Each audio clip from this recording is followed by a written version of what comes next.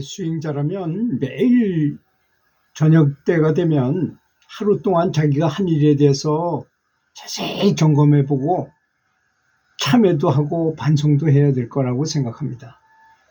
그렇지 않고 그런 건 전혀 하지 않고 뭐 좋은 법문을 계속 듣는다거나 좋은 선지식의 법문을 많이 듣는다거나 그렇게 하기만 하는 건 아무런 소용이 없는 것입니다. 그렇지 않습니까? 그런 우를 범하면 절대로 안 된다고 저는 생각해요. 예를 들어서 내가 탁구를 좀 실력을 높이려고 그러는데 자기 스스로 뭐 내 폼을 게임하는 모습을 촬영해가지고 다시 한번 돌려본다거나 또는 코치한테 또는 고수한테 내 폼이 어떻게 됐는지 좀 봐다오. 내가 뭐가 제일 부족한지 뭐 이런 걸 좀 점검을 해봐야만 내가 잘하고 있는 건지 못하고 있는지 알 수 있지 않겠습니까? 수행자는 자신의 명예스럽지 못한 흠이나 어떤 결정, 뭐 저 같으면 자비심이 좀 부족하다 해가지고 자비심 키우는 연습을 많이 했는데 그렇게 자기가 부족하다고 느끼면 자비심 또 다른 사람을 많이 돌보지 못하고 나만 생각했다면 그런 걸 반성하고 점검하면서 또 고쳐야 나가야 될 것이고 또 이 염불에 대한 믿음을 확실히 가져야 되는데 자주 의심하고 부처님이 가피력을 내릴 건지 안 내릴 건지 의심이나 하고 이런다면 되겠습니까? 또 자신의 에고로 덮여져 있는 면들, 에고 때문에 일어난 일들을 매일 깊이 성찰하고 살펴봐야 된다고 저는 생각합니다. 그렇게 하면서 염불을 해야만 비로소 자기 자신 마음속에 임재하고 있는 이 자성불이 우리 몸 안에 있잖아요. 정말로 그 존재를 볼 수 있게 된다는 것입니다. 또 안타까운 거는 자성불이 있는데 인연이 있는 곳이 있어요. 사람한테 인연이 있는 곳이 있는데 그걸 얘기하기만 하면 다 여러 가지 말이 많아요. 뭐 어떤 사람은 여기 미간, 인당이라고 말하는 이 미간에다가 의식을 집중하면 제3의 눈이고 그것이 상단전이다 이렇게 말했더니 뇌가 터져서 죽는다 뭐 이런 소리까지 극심한 댓글을 단 사람도 있어요. 그렇게 그 자성불이 있는 곳이 어디라는 것 정도는 알아야 될 거 아니겠습니까? 그래서 의식을 거기다 집중하고 염불하면 좋다는 것입니다. 내가 어떤 행동을 취할 때마다 부처님, 내가 하는 행동에 대해서 부처님께서 나의 행동을 어떻게 생각하실지를 한번 돌이켜본다면 틀릴 일이 없을 것입니다. 내가 하는 일이 부처님도 정말 기쁘게 한다면 너무나도 당연하게 그것은 옳은 일인 것이 당연하잖아요. 그렇게 점검하라는 것입니다. 항상. 근데 이걸 안 하고 염불만 열심히 하면 된다고 생각하는 사람들이 있어요. 그래 큰 문제를 제가 수도 없이 말씀드린 내용이 저의 그 과거사를 얘기했잖아요. 제가 중국 기공을 배우면서 참선을 하고 뭐 여러 가지 수행을 정말 별의별 수행을 다 하러 돌아다녔던 사람인데요.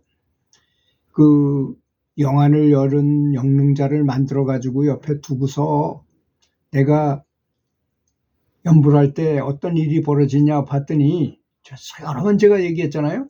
관세음보살을 계속 불리니까 관세음보살님이 눈앞에 나타나서 내 빛은 요만한데 관세음보살을 이만해.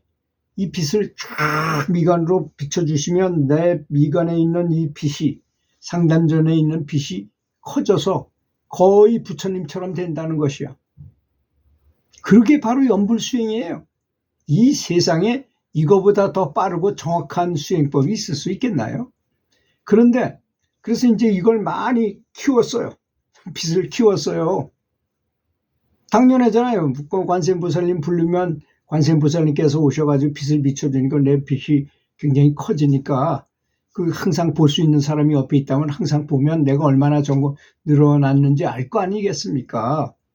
그래서 꽤 커졌다는 말을 들었는데도 불구하고 정작 나는 어떤 지혜가 있는 것도 아니고 어떤 신통력이 있는 것도 아니고 뭐 자비스러워진 것도 아니고 전혀 진보가 없는 느낌이 들어요. 야, 이게 도대체 어떻게 된 일인가 하고 굉장히 궁금해했습니다. 그 다음에 깨달은 스승의 법문을 듣고 나서 무엇이 잘못됐는지를 알았어요. 무엇이겠습니까? 바로 지금 얘기한 것 같은 내용인 것입니다. 내가 행은 똑바로 하는데 생각은 잘못되어 있다면 그게 바른 것입니까? 그렇지 않습니까?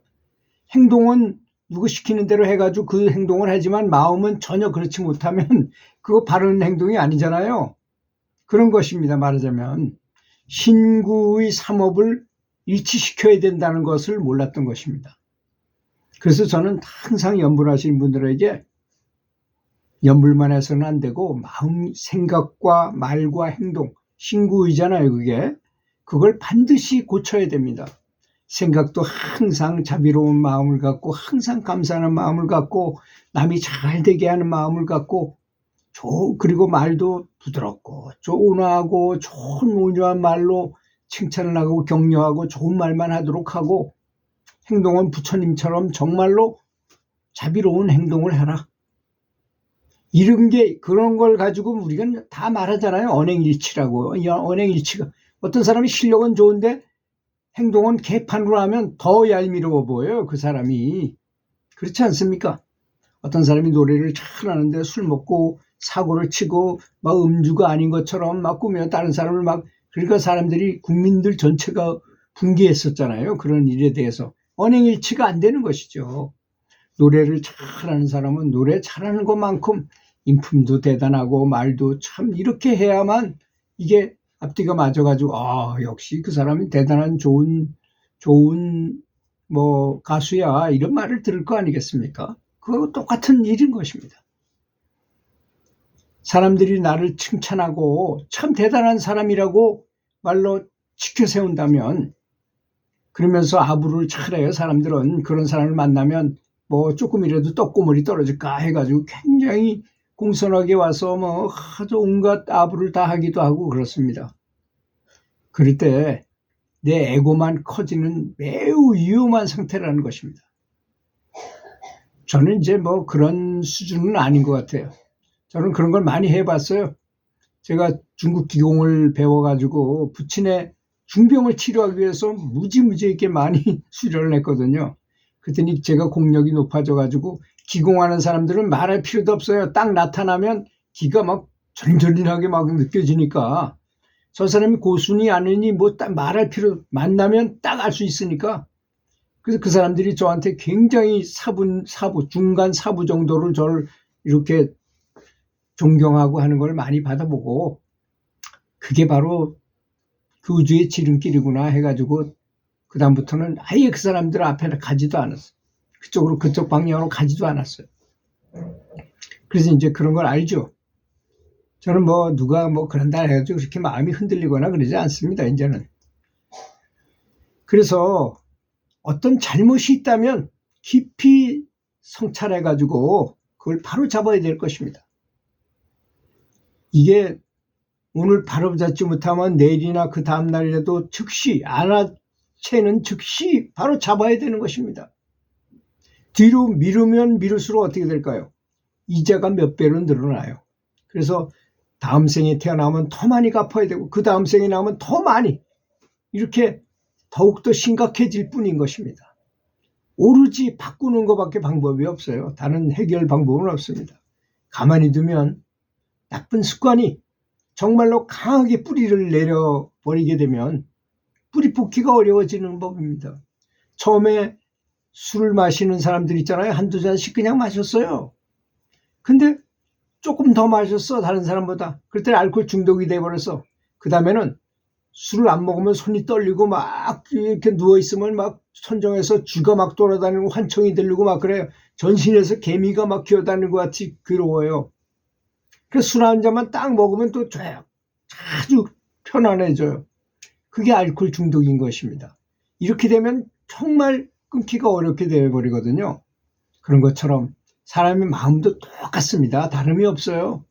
나쁜 마음을 자꾸 먹고 화를 자꾸 내고 이렇게 살다 보면 그렇게 돼버리는 것입니다. 그걸 고치지 않고 기도만 많이 하고 연불만 많이 하고 절만 많이 한다고 될 것 같지만 절대로 안 된다는 점을 아셔야 된다는 것입니다. 그래서 지금까지는 연불만 많이 하는 것을 강조했다면 이제는 연불 하는 것과 신구의 삼업을 같이, 그래서 팔정도가 있는 것이고 개정의 사막이 있는 것이고 그런 걸 지키라고 하는 것입니다. 지켜줘야만 진정한 진보를 이룰 수 있기 때문인 것입니다. 들어주셔서 감사합니다.